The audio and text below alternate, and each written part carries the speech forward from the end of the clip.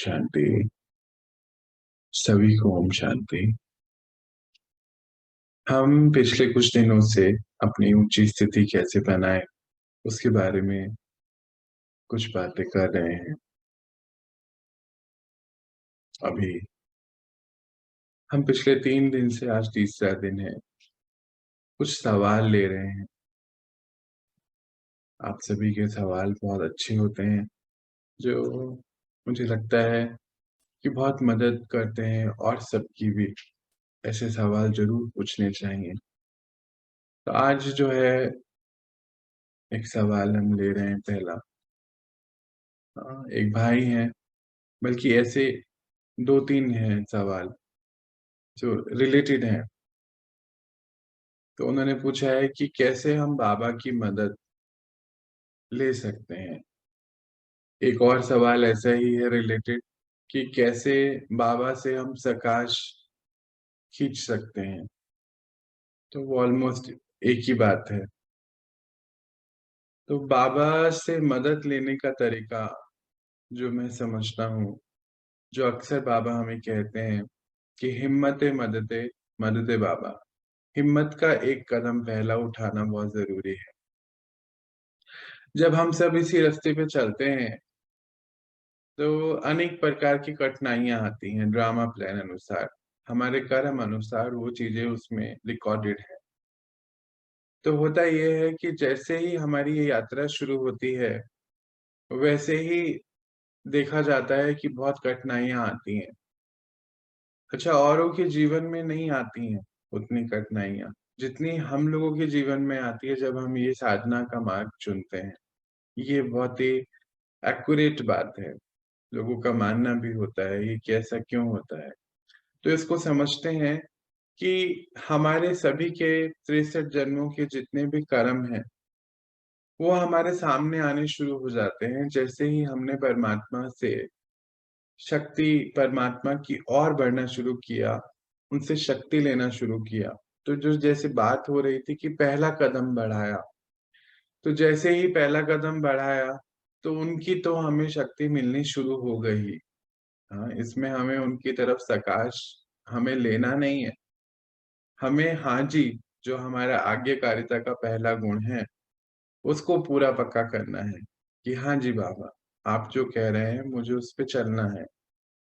तो हमारे जितने भी 63 जन्मों के पाप कर्म हैं, वो रिजल्ट हमारे सामने आने शुरू हो जाएंगे, एकाएक आएंगे। और यहीं पर हमें योग लगाने के लिए मुझे ऐसा महसूस होता है कि ये इसीलिए आते हैं कि हम ताकि और परमात्मा की ओर अपने कदम को बढ़ा लें। मुझे तो ऐसा लगा। और जैसे जैसे हम आगे बढ़ते चले जाते हैं, परमात्मा की मदद हमें हमें महसूस होती है कि हमें मिलती है। एक होता है बस सुनना, एक होता है सुनकर उसको इम्प्लीमेंटेशन पे लेकर जाना अपनी डे टू डे लाइफ में।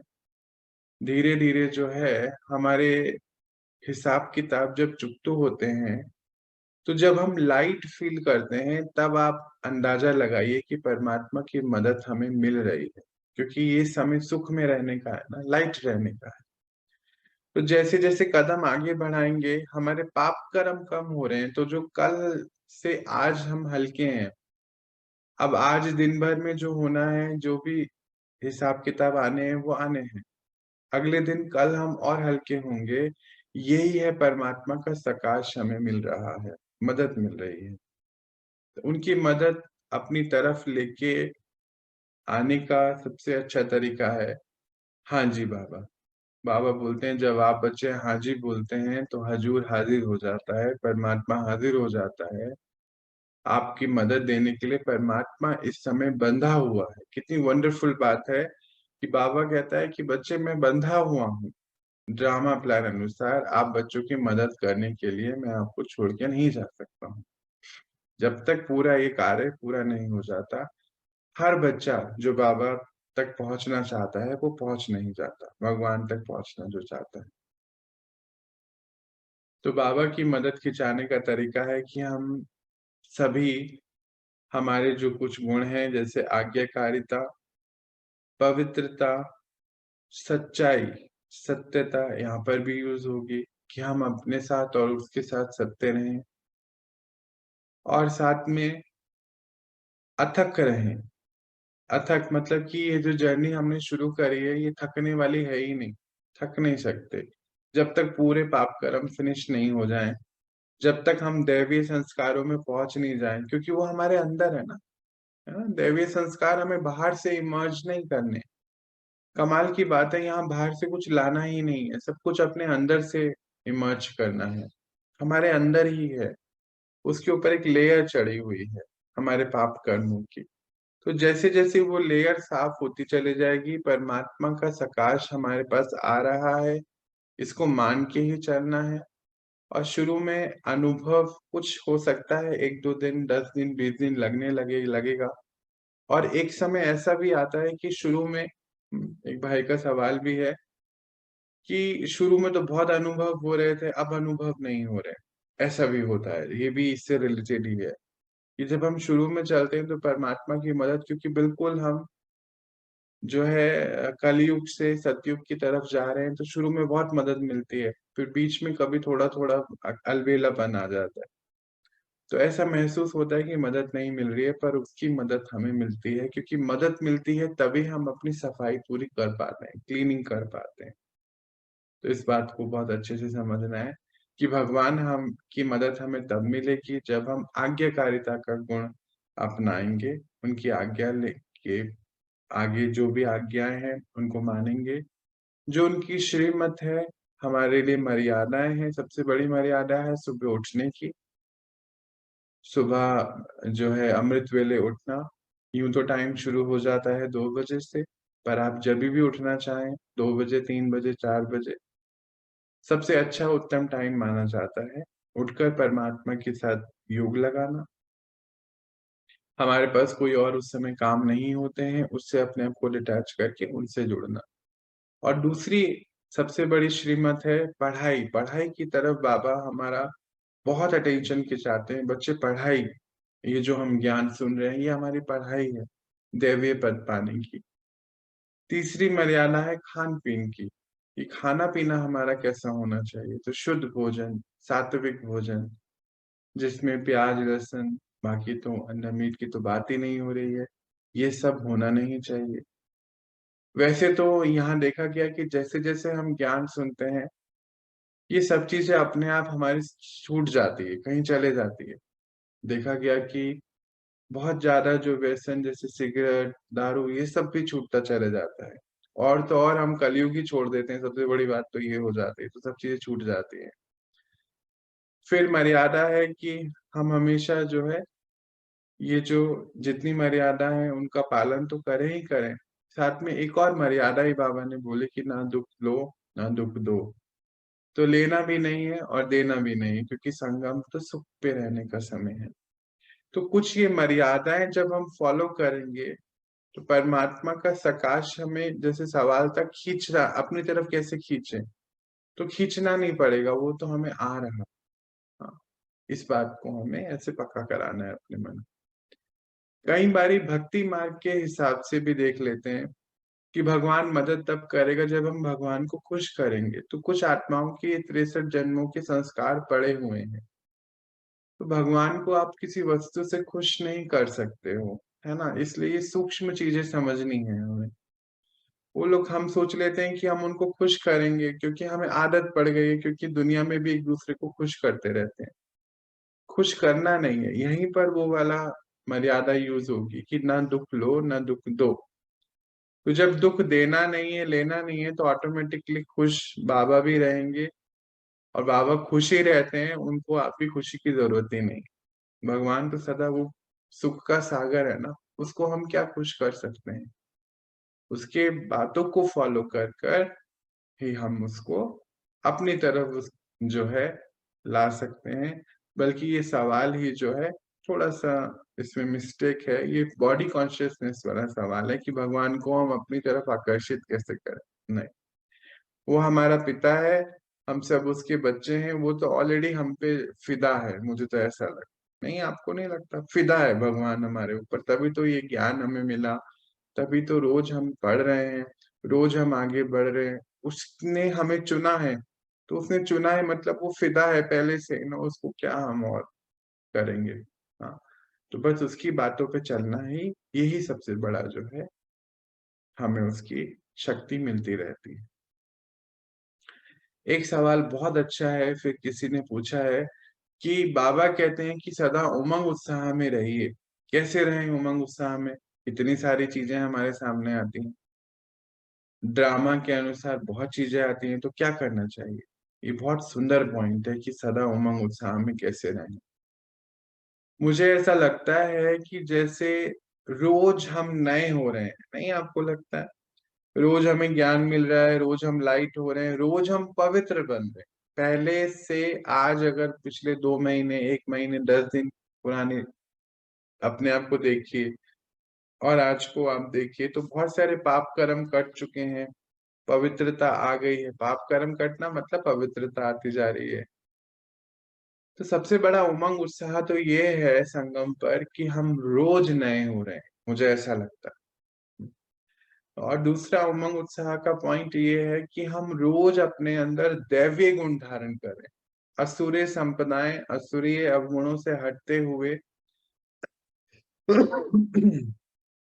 सॉरी, दैवीय गुणों को धारण कर रहे हैं। तो जब दैवीय गुण धारण कर रहे हैं तो उसमें कितनी मौज मस्ती है ना संगम की। और संगम का समय तो सदा मौज मस्ती में रहने का है। क्यों? क्योंकि भगवान के बच्चे बन गए, हम ट्रस्टी बन गए, हमारी सारी रिस्पॉन्सिबिलिटी उसने ले ली। तो वैसी कोई बोझा होता नहीं है। तो बोझा जहाँ है वहां क्या है? वहां बॉडी कॉन्शियसनेस है तो बोझा है, मैंपन है तो बोझा है। अगर मैंपन नहीं है तो उमंग उत्साह है। जैसे हम कहते हैं ना कि absence of light is darkness. तो एब्सेंस ऑफ सत्य, सच की कमी की वजह से उमंग उत्साह की कमी हो जाती है। अब एक शब्द यहाँ पे आया कि ड्रामा। ड्रामा में तो कितनी चीजें आती हैं। तो भाई साहब यहीं पर ही हमारा आंसर भी छुपा हुआ है कि जब ड्रामा है तो ड्रामा तो गुप्त है, पहली बात। और ड्रामा जो भी चल रहा है वो पेपर है हमारे लिए। हम कितनी अच्छी शक्ति से उसको पार करें, ये हमारा उमंग उत्साह होना चाहिए। जैसे कि जब आप गेम खेलते हैं, कोई मान लीजिए आप बैट बॉल खेल रहे हैं या कुछ भी खेल रहे हैं, तो कितना उमंग उत्साह है ना कि ये बॉल आएगी तो मैं इसको ऐसे जो है, जो भी बैट ऐसे मारूंगा, ऐसे घुमाऊंगा, इस बारी में ये करूंगा, तो हर बार एक नई चीज है। तो ऐसे ही समझ लीजिए ये ड्रामा ऐसा ही बना हुआ है। बॉल सामने से आ रही है, अब आपके ऊपर है कि आपको कितनी हिम्मत से उस बॉल को जो है किक करना है या मारना है। मारने का अर्थ ये नहीं है कि हमें कुछ किसी को परेशान करना है। मारने का अर्थ है कि हम उसको एक पेपर की तरह ले। बाबा कहते हैं ड्रामा पेपर टाइगर है, उससे डरने की आपको कोई जरूरत नहीं। ये ड्रामा है, इसको ड्रामा समझो बस। तो जब ड्रामा समझ लिया तो उमंग उत्साह अपने आप हो गया, क्योंकि हम कलयुग से बाहर आ गए। कलयुग में रहते हैं तो हर चीज की चिंता होती है, हम उसी के अंदर चले जाते हैं। अंदर चले जाते हैं तो वो चीज हमें बहुत परेशान करने लगती। तो बाबा यहाँ पे यही कहता है कि बच्चे, आप उमंग उत्साह में रहें कि मैं इस संगम पर दैवीय पद की तैयारी कर रहा हूँ। देखो फर्क है यहाँ पर। जब हम और मेडिटेशन टेक्निक्स को देखते हैं तो वहां पे एम एंड ऑब्जेक्टिव नहीं है, है ना? ये जो राजयोगा है, यहाँ पे सबसे बड़ा एम है कि हमें देवी देवताओं की दुनिया में जा रहे हैं, हमें देवी देवताओं की पढ़ाई पढ़ रहे हैं, ये हमारा एम है।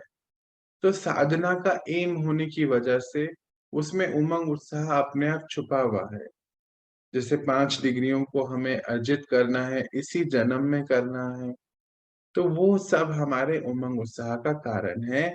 तो उससे होगा क्या कि जो हम जिसमें बिजी रहते हैं, जैसे बाबा कहते हैं बच्चे दो ही ऑप्शन है, या तो आप पास्ट में बिजी रहिए, मन आपका पास्ट में रहे तो दुख में रहेगा। और दूसरा है कि संगम की प्राप्तियों में बिजी रहिए, सोचने में कि मुझे ये चीजें प्राप्त हुई हैं परमात्मा से, तो आप सदा उमंग उत्साह में। और ड्रामा को ड्रामा की तरह लीजिए, सीरियस नहीं लेना। सीरियस मतलब हर सीन जो है हमारा टेस्ट पेपर है, और हमें हर टेस्ट पेपर को पास करना है, क्योंकि हम अकेले नहीं है, हम सबके साथ परमात्मा। फिर एक बहुत सुंदर सवाल है कि हम संपूर्णता के नजदीक जल्द से जल्द कैसे पहुंचे। संपूर्णता क्या होती है, पहले इसको समझ लेते हैं। ये भी एक सवाल है कि संपूर्ण स्थिति किसको कहा जाता है। संपूर्ण स्थिति है जब हम अपनी सारी डिग्रियां साथ में ले लें। तो पहली डिग्री है हम 16 कला संपूर्ण बने। तो 16 कला संपूर्ण क्या होता है कि जो ड्रामा प्लान अनुसार मेरे सामने काम आ रहा है, कुछ भी हो सकता है। हो सकता है आज आपको किसी को लेटर लिखना है, हो सकता है आपको कहीं पर पहुंचना है, हो सकता है अपनी बात किसी को कहनी है, बतानी है, समझानी है, हो सकता है आज आपको जो है कपड़ा धोना है, हो सकता है खाना बनाना है, सफाई करनी है, आपने कभी नहीं करी और सामने ही आया। 16 कला संपूर्ण होने का अर्थ ही यही है कि जो भी चीज हमारे सामने आ रही है उसको हम बहुत सच्चाई से करें, एक्यूरेसी से करें और अलर्ट रहें कि ये चीज मेरे सामने आई है। तो पहली संपूर्ण अवस्था ये होती है जिसको हम बाबा ऑलराउंडर कहते हैं कि जो काम मिले उसको बहुत अच्छे से कर रहे हैं ये बच्चे। फिर जो हमारी दूसरी डिग्री है यानी कि सर्वगुण संपन्न। तो सर्वगुण संपन्न स्थिति का बनना यानी कि हमारे हर पल एक भी श्वास वेस्ट नहीं जाए। इसको थोड़ा दूसरे नजरिए से देखिए कि जितना हम व्यर्थ सोच रहे हैं तो व्यर्थ में जितनी सांसें चल रही हैं तो जीवन जो है व्यर्थ की ओर जा रहा। अगर हम ये सोचें कि अभी हम बैठे हैं यहाँ पर तो हमारा कौन सा गुण इमर्ज हो, तो पेशेंस का गुण इमर्ज हो, हर्षित मुक्ता का गुण इमर्ज हो। मान लीजिए आप कहीं गए और वहां आपको 2 घंटे किसी की वेट करनी पड़ गई। बात थी कि 9 बजे मिलना है परंतु वो आए 11 बजे। तो पर उस 2 घंटे आपने क्या करा। एक तो है कि मन बुद्धि वहीं चले जा रही है कि देखो मुझे बुला कर नहीं आए, देखो मुझे बुला कर नहीं आए। और एक होता है मन ने सीधा एक ही संकल्प उत्पन्न किया कि ड्रामा है, वो आत्मा ड्रामा प्लान अनुसार ही हमसे मिलने आएगी। जो ड्रामा में लिखा है वो ही होना है। तो मैं 2 घंटे क्या करूं, मैं 2 घंटे बाबा की याद में बैठूं जब तक वो नहीं आ रहा है। Maybe it will take 1 hour, half an hour, 1.5 घंटा, जो भी, 2 घंटा। और उतने समय में हर्षित मुक्ता में रहूं कि मैं बाबा के संग बैठा हूं, मुझे ये टाइम मिला है। तो हमारी जो श्वास से एक एक की है ना, एक एक श्वास चल रही है, संकल्प चल रहा है, ये वेस्ट नहीं होना चाहिए। यही हमारी यही हमारी जो है संपूर्णता की नजदीकता है। जब हम इस अटेंशन में आ जाए तो बाबा कहते हैं कि जो जिससे बहुत हिम्मत मुझे मिलती हमेशा मिली है। बाबा कहते हैं कि बच्चे 4 चीजें अपने सामने रखो। एक तो समय, एक परमात्मा बाबा, एक स्वयं को, और लक्ष्य क्या है। तो हमारा लक्ष्य है 5 डिग्रियां हासिल करना, 16 कला संपूर्ण, पहला। दूसरा सर्वगुण संपन्न। दूसरा मर्यादा पुरुषोत्तम, जैसे मर्यादाएं अभी हमने कुछ देखी। और फिर उसके तीसरा, उसके बाद चौथा क्या है, निर्विकारी, यानी कि कोई भी विकार हमारे ना हो इमर्ज रूप में। और पांचवा क्या है, अहिंसक, हिंसा नहीं होनी चाहिए ना संकल्पों में। जब संकल्पों में नहीं होगी तो हमारे कर्म में नहीं आएगी। ये हमारा लक्ष्य है। समय का ज्ञान बाबा ने क्यों दिया, क्योंकि समय से हमें ये पता चला, मुझे लगता है मैक्सिमम आत्माओं की तैयारी तो समय से ही हो जाती है कि भाई अब समय बिल्कुल खत्म होने वाला है, ड्रामा कंप्लीशन की ओर है, बिल्कुल कंप्लीट है।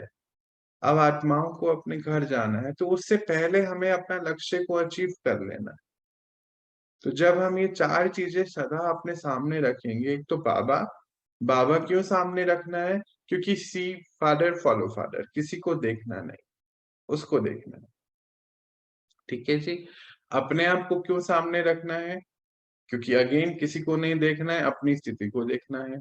मतलब सुदर्शन चक्र की यहाँ बात हो रही है कि जो भी सीन चल रहा है सामने, उसमें मैं आत्मा का अंदर क्या चल रहा है, स्व का दर्शन ऑलवेज, ये क्या चल रहा है, क्योंकि अभी हमने देखा कि ड्रामा जो है पेपर है। तो स्वयं का दर्शन करते चले जाना है, तो हमारी जो संपूर्णता की स्थिति है, बहुत जल्द हमें महसूस होगा कि हम पास जा रहे हैं। हम टेंशन फ्री हो जाएंगे जितना ज्यादा इसमें रहेंगे, और अटेंशन में जितना ज्यादा रहेंगे तो टेंशन फ्री रहेंगे। दोनों बात है। बाबा ने हमें बताया कि एकाग्रता की शक्ति इसके लिए बहुत चाहिए, कंसंट्रेशन पावर, अलर्ट रहने के लिए कंसंट्रेशन चाहिए, क्योंकि जितना ज्यादा हम कंसंट्रेशन पावर में रहेंगे उतना ज्यादा ही हम अलर्ट रह सकते हैं, बाबा के संग रह सकते हैं।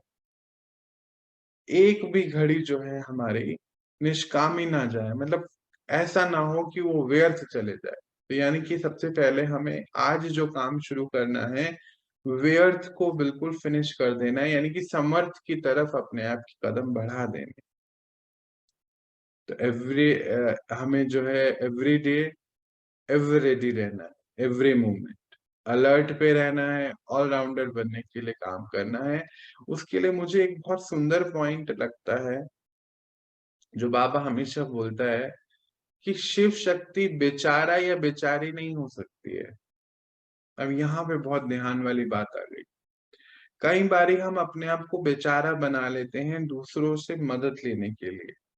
कई बार ऐसा भी देखते हैं, व्यर्थ चलने लगता है या फिर लूज बैठे होते हैं, तो कोई दूसरा बोल देते हैं ना, हम बोले भी नहीं तो मन में, देखो बेचारा कितना थका हुआ है, बेचारा कितना मजबूर है अपनी आदत से, देखो बेचारे अपने गुस्से से वश में है, इसको गुस्से का संस्कार इतना आ जाता है कि कुछ, हम कहते हैं ना कि देखो ना वो अपनी आदतों के मजबूर है, तो बेचारा और बेचारी। तो बाबा बोलता है कि शिव शक्तियां बेचारा बेचारी नहीं हो सकते। बस जिस दिन ये हमारी बुद्धि में आ जाएगा ना, उस दिन हमें सब अपने आप ही होता चले जाएगा, इसमें संपूर्ण स्थिति बनने में टाइम नहीं लगेगा। और मैं अपनी अगर बात बताऊं तो मुझे ऐसा लगता है कि जब मैं परमात्मा को देखता हूँ तो मैं फिदा होता हूँ उसकी बुद्धि पर। भगवान की बुद्धि कितनी जबरदस्त है, मेरे को तो ये लगता है उसकी समरण शक्ति, कंसंट्रेशन पावर, ये उसको कॉपी करना है ना, तो उसी के बारे में सोचना चाहिए। तो मैं तो बाबा के, तो बाबा अपनी बुद्धि दे दो ना, थोड़ी सी दे दो, यहाँ पर बुद्धि दे दो, बुद्धि दे दो अपनी, बाकी काम हमें कर लूं। यही बस संपूर्णता की स्थिति की तैयारी ऐसी ही होनी चाहिए। भगवान की बुद्धि क्या है, उसके संकल्प जो हम डेली पढ़ रहे हैं। बाबा अपनी बुद्धि, मतलब कि रोज सुबह उमंग उत्साह कि आज जो है उसकी बुद्धि से मुझे क्या मिलने वाला। तो मैं बाबा को हमेशा बोलता हूँ, बाबा मैं तो बलिहार हूँ, बिल्कुल फिदा हूँ आपकी बुद्धि पर, बुद्धि आप मुझे दे दो, बाकी मैं कर लूंगा, बाकी कोई जरूरत नहीं, बाकी सब हो जाएगा। तो हमें भी उसकी बुद्धि यानी कि उसकी पढ़ाई पढ़नी। उसकी बुद्धि क्या है, ये संकल्प ही तो पढ़ रहे हैं हम। जो हम, जैसे हम अपनी लौकिक पढ़ाई पढ़ते हैं उसमें क्या करते हैं, किसी ने वो किताबें लिखी वो हम पढ़ रहे हैं, यानी कि उस राइटर के संकल्प हम पढ़ रहे हैं, सीख रहे हैं। तो यहाँ हम भगवान के संकल्पों को पढ़ रहे हैं और सीख रहे हैं, तो उसकी बुद्धि से तो आए हैं ये सब चीजें। तो उसकी बुद्धि के साथ मेरी बुद्धि अलाइन हो जाए, यही संपूर्ण स्थिति है। मास्टर भगवान कहते हैं ना बाबा, तो वही है। और इसमें हमें कभी थकावट ना हो, क्योंकि बाबा ने एक शब्द बोला है कि शिव शक्तियां बेचारा या बेचारी नहीं हो सकती। ये लाइन कहीं लिख के लगा दो या यहाँ लिखो, क्योंकि लिखा हुआ तो पर्चा ऐसे ही रह जाता है ना। तो थकावट जो है, थकावट क्यों होती है, जब हम बॉडी कॉन्शियसनेस में आ जाते हैं। जहां थकावट है फिर वहां से मुख से मीठी चीज नहीं निकल सकती, क्योंकि मीठा सोच नहीं सकते। कई बार आपने भी देखा होगा, जब थक जाते हैं तो बहुत इरिटेशन वाले शब्द बाहर आते हैं, रूखापन आ जाता है, कड़वापन आ जाता है। थकते क्यों है, क्योंकि बुद्धि में किसी का विचार चलता है, यहाँ पे ये चेकिंग करनी है। उस किसी और के बारे में विचार चलता है, जब किसी और का विचार चलता है तो हम थक जाते हैं। तो हमें सिर्फ परमात्मा का विचार रहे, ये एक बात कर लो ना, बुद्धि पे बलिहार हो जाओ ना उसकी। उसकी बुद्धि हो जाए तो मजा नहीं आ जाएगा? तो फिर उसकी बुद्धि पे आप फिदा हो जाओ, तो उसकी बुद्धि क्या है? उसकी बुद्धि ये जो वो हमें रोज पढ़ा रहा है, वो बात हम अपनी बुद्धि में रखें। इधर उधर की व्यर्थ, इधर उधर सोचने की बजाय उसको हम अपनी बुद्धि में रखें। यहाँ पे एक और बहुत सुंदर सवाल पूछा किसी ने कि अलबेलापन कैसे पता चले कि हम अलबेलेपन, अलबेलापन होता क्या है?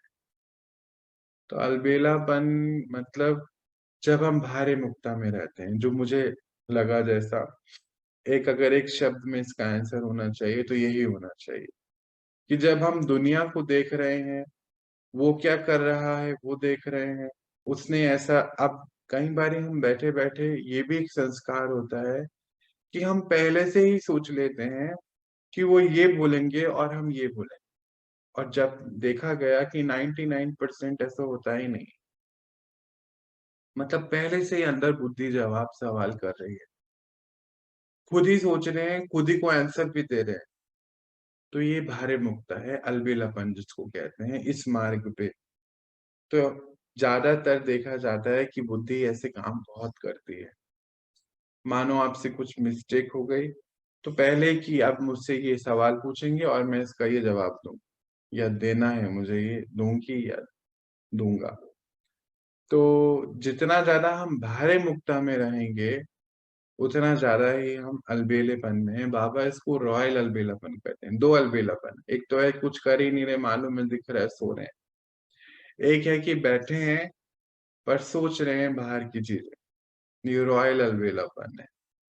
तो अलबेलापन मतलब जब हम समय की वैल्यू ना करें, अलबेलापन मतलब जब हम अपने लक्ष्य की वैल्यू ना करें। उसमें कई आत्माएं ये भी सोच लेती हैं कि कैसा लक्ष्य है, हमने तो कोई लक्ष्य ऐसा लिया ही नहीं, है ना? ऐसा भी मन में सवाल आता है, हमें तो नहीं बनना है देवी देवता, हम क्यों करें?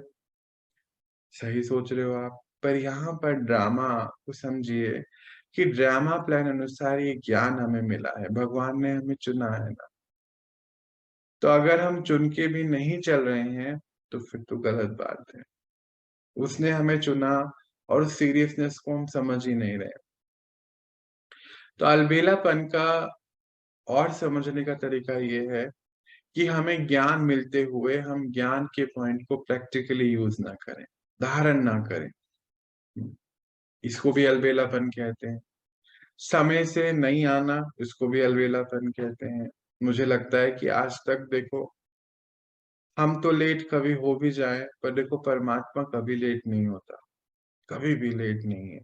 वो हमें थक ही नहीं रहा, वो रोज पढ़ा रहा है, बिना रुके पढ़ा रहा है, पूरा संगम पढ़ा रहा है।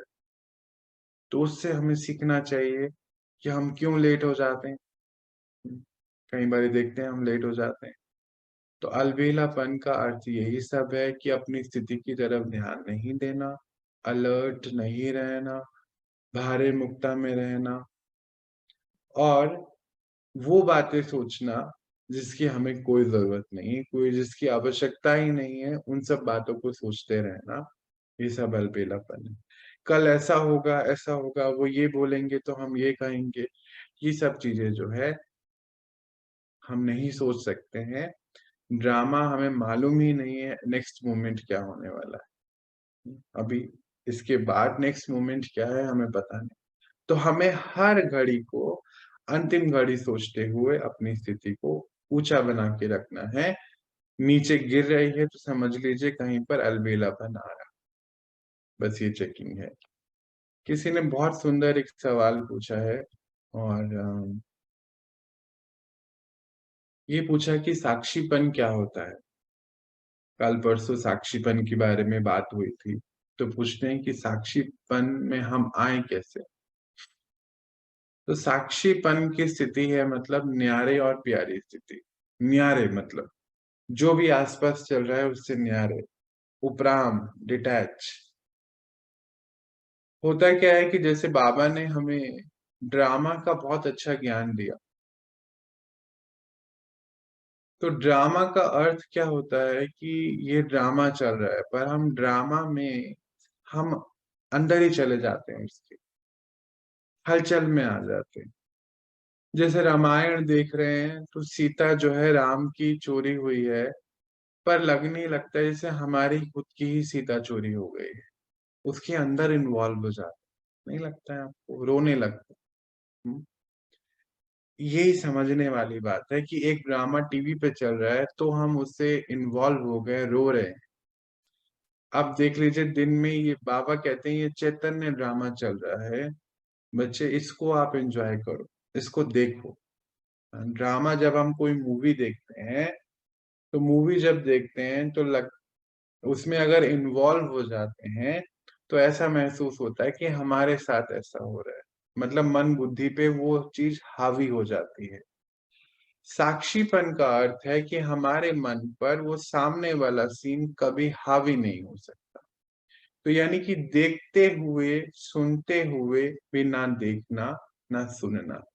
इग्नोर नहीं करना, ignore is the wrong word. Ignore जो है वो गलत शब्द है, गलत भावना है। इग्नोर नहीं, मतलब जो चीजें हमारे काम की नहीं है ना, बाबा कहते हैं जैसे आप रास्ते में जा रहे हैं, रास्ते पर जा रहे हैं, वहां कुछ ऐसी चीज चल रही है जो आपके काम की नहीं है, तो आप नहीं रोकते ना, आप बस देखते हैं और चले जाते हैं, साइट सीन के जैसे है।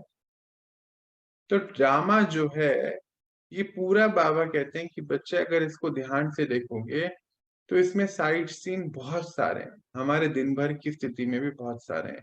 जैसे मान लीजिए एक छोटा सा एग्जांपल, आप ऑफिस में बैठे हैं और आपने किसी को बोला कि मेरे को कुछ ला दीजिए, मान लीजिए एक फाइल ला दीजिए, आपने अपने जूनियर को या किसी को भी बोल दिया। अब आप उस फाइल की वेट कर रहे हैं। हम्म, तो आपने बोला फाइल ला दीजिए, और इन बिटवीन हो क्या रहा है कि वो उनका अपना भी तो कोई काम होगा ना, वो अपना काम कर रहे हैं, आपकी फाइल उठा के आपको दिख रहा है कि लेट हो रहा है, टाइम आधा घंटा 20 मिनट जो भी निकलता जा रहा है। तो उतनी देर आपकी बुद्धि उसमें इन्वॉल्व रही, इंगेजमेंट रहेगा मन का उतनी देर। तो होगा क्या कि वो आपकी स्थिति कमजोर होती रहेगी, क्योंकि आपको बार बार संकल्प आएंगे, देखो मैंने इसको बोला है, आधे घंटे से ला ही नहीं रहा है। तो साक्षीपन यहीं पर रखना है कि अगर आपको अर्जेंट है तो खुद से उठा के अगर हम कर सकते हैं काम तो खुद से कर लेना है, नहीं तो हमें फ्रीडम अपने मन को भी देनी है, क्योंकि हमारे ऊपर वो उस समय वो आत्मा ने कब्जा कर लिया मन में कि वो ला ही नहीं रहा है, हम देख रहे हैं कि वो ला ही नहीं रहा है, ला ही नहीं रहा है, वो अब ऐसा बोल रहा है, वैसा बोल रहा है। तो साक्षीपन की स्थिति है कि हमें यहाँ पर रजिस्टर ही ना हो, हमने कह दिया, और जब वो समय अनुसार हमें इतनी पेशेंस रखनी है कि आएगी हमारे पास वो फाइल, तब आ जाएगी। हम हलचल में आ जाते हैं। तो हलचल में आने का अर्थ है कि हलचल में आना तो देवी देवताओं का रूप होता है नहीं। मनुष्य हलचल में क्यों आ जाता है? क्योंकि वो देखते देखते उसके रूप बन जाता है। जैसे अभी एग्जाम्पल है ना रामायण का, कि रामायण देखते देखते सीता तो राम की चोरी हुई, हमें लगने लगता है हमारी खुद की चोरी हो गई है, सीता चले गई है, तो उसके रूप बन गए ना हम। तो साक्षीपन का अर्थ यहाँ पर और भी लगा सकते हैं कि जैसा ड्रामा चल रहा है वो एक्यूरेट है, और हमें बस उसको दूर से देखना है। और देखकर करना क्या है? अपने मन की स्थिति को सदा पावरफुल बनाए रखना है, उसमें इंगेज नहीं होना है। जहां आपको जरूरत है आपकी, वहां पर अपनी राय जरूर देनी है, और वहां पर भी बाबा ने बोला है कि बालकपन की स्थिति में रहना है, मालिक और बालक। तो वो हम सबको पता है। बाबा यहाँ पे कहते हैं कि ड्रामा बच्चे ये नूंधा हुआ है, मतलब रिकॉर्डेड है, एक्यूरेट है, ये अपने हिसाब से चलता रहेगा। हाँ, तो आप जो है इससे परेशान ना हो। भक्ति मार्ग में भी जैसे हम कहते हैं ना कि भगवान जो है एक सूत्र से बंधा हुआ है। वो सूत्र क्या है? कहते हैं भक्ति मार्ग में कि भगवान जो है हम में से बंधा हुआ है। तो भगवान का बंधने का अर्थ क्या है यहाँ पर? यहाँ पर वो यही कहना चाहते हैं कि परमात्मा ये जो ज्ञान हमें दे रहा है ना, ज्ञान देने के लिए बंधा हुआ है। तो उसने हमें ये ज्ञान दिया कि साक्षीपन की स्थिति में रहो। तो अब इसको अगर हम अपनी जीवन में देखें तो हम भी उस ड्रामा से बंधे हुए हैं, पर बंधे ना रहना, ये है साक्षीपन। बंधे हुए हैं, रोल में हैं, पर रोल का हमारे ऊपर शोर नहीं है। तो मतलब हमारी स्थिति जो है किसी भी अवस्था, किसी की अवस्था पर डिपेंडेंट ना हो। जैसे मान लीजिए किसी ने हमें कुछ कह दिया, तो हमारी अगर स्थिति हिल जाती है तो मतलब हमारे मन बुद्धि पर उस आत्मा ने काबू कर लिया है। तो हमारी सोच जो है हमेशा हमारी होनी चाहिए, वो किसी पे डिपेंडेंट ना हो। ये साक्षीपन कहा जाता है हमेशा। तो साक्षीपन का अर्थ ये है। फिर एक जो है बहुत वंडरफुल सवाल है ड्रामा के ऊपर, कि ड्रामा को कैसे हम समझें, क्या उसकी सीक्रेट क्या है ड्रामा की। तो ड्रामा की सीक्रेट के बाबा ने कुछ पॉइंट्स हमें दिए हैं। उस पॉइंट्स को अगर हम ले लें तो सबसे पहले जो है ड्रामा, जो बाबा बोलता है कि ड्रामा कल्याणकारी है, और ड्रामा हमारी हेल्प करता है और सुरक्षा करता है। ये सबसे बड़ा पॉइंट है। 3 शब्द हैं, कल्याणकारी है, हेल्पफुल है और सुरक्षा करता है। हम इसका उल्टा सोचते हैं। हम सोचते हैं ड्रामा हमारे लिए कल्याणकारी नहीं है, वो हमारी हेल्प नहीं करता है, और हम अपने आप को इनसिक्योर महसूस करते हैं। उल्टा बाबा कह रहा है यहाँ पर कि वो कल्याणकारी है, हेल्पफुल है और सुरक्षा करता है। तो ये नॉलेज को आज हमें पकड़ना पड़ेगा। इसके लिए अगर हम देखें अपने जीवन की हर परिस्थितियां जो बीत गई है, आज आप उसको अगर देखोगे तो आपको ये महसूस होगा कि जो हुआ अच्छा ही हुआ। बोलने के लिए नहीं। जैसे मान लीजिए कोई जीवन में आपके ऐसी आत्मा आई जिससे आपका बहुत ज्यादा व्यवहार खराब रहा, या उनका व्यवहार आपकी तरफ खराब रहा, लड़ाई झगड़े रहे, कईयों के कोर्ट केस भी हो जाते हैं। अगर आज आप उस घटना को देखोगे तो आपका पेशेंस लेवल या तो बड़ा होगा, या आपको कोर्ट की कार्रवाई कैसे करनी है वो चीज आपने सीख ली होगी। तो जीवन में अगर हम हर दृश्य को अपने पीछे देखेंगे तो कोई भी जो दृश्य आया है, कोई भी जो आत्मा आई है, उसके आने से हमारी शक्ति बढ़ी है, घटी नहीं। क्यों? क्योंकि बाबा ने ये बताया कि बच्चे ये सारी ही चीजें आप खुद चुनकर आते हैं। मान लीजिए, इसको समझने की क्या बात है कि जैसे मान लीजिए आपके जीवन में 10 घटनाएं आ रही हैं।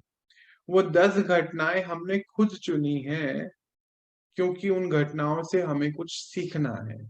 तो यहीं पर ड्रामा का सीक्रेट है कि जो भी सीन चल रहा है, अगर आप उससे समझ जाइए अटेंशन में आकर कि ये सीन क्यों आया, ये मुझे क्या सिखाने के लिए आया, तो बुद्धि एक तो चेंज हो गई कि इससे मुझे क्या सीखना है।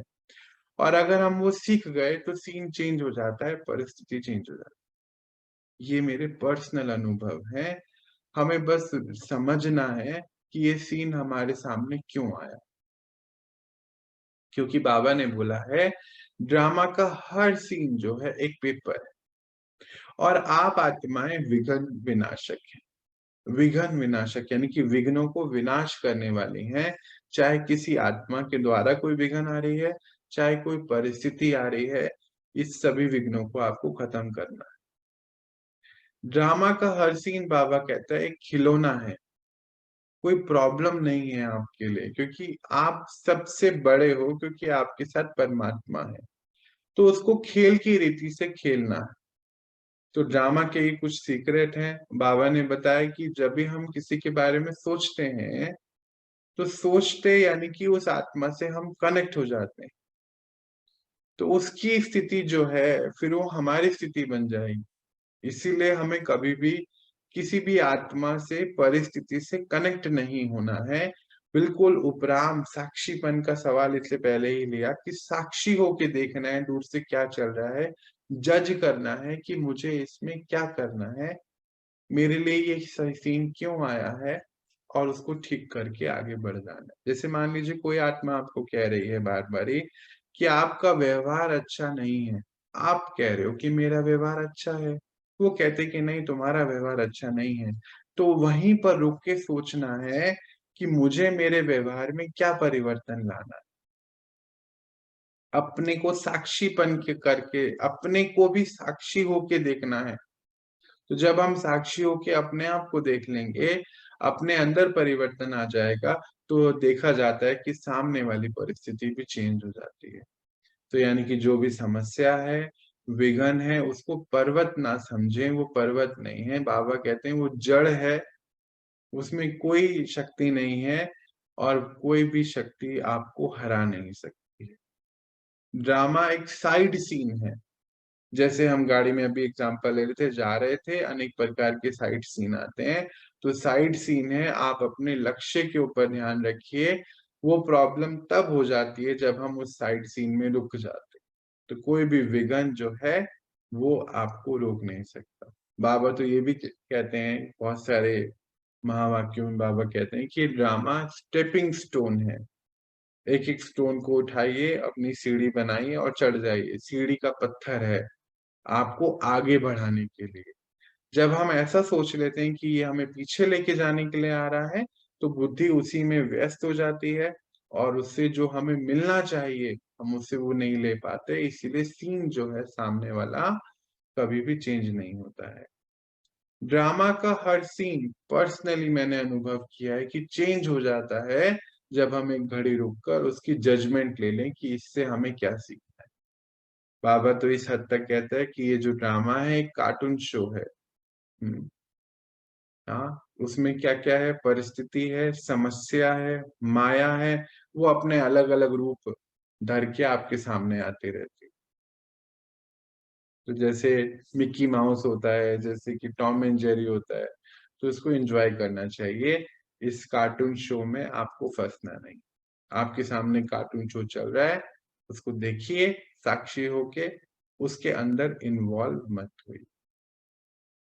तो ये जो है ड्रामा की सीक्रेट्स हैं। आपने पूछा था कि ड्रामा के सीक्रेट क्या हैं? ड्रामा की यही कुछ सीक्रेट है, उससे आपको परेशान नहीं। तो आज हम इतना ही देखेंगे। देखते हैं कल अगर कुछ सवाल होंगे तो कल बात करेंगे, नहीं तो हम अपनी बातचीत को और आगे बढ़ाएँगे कल। ओम शांति। सभी को ओम शांति।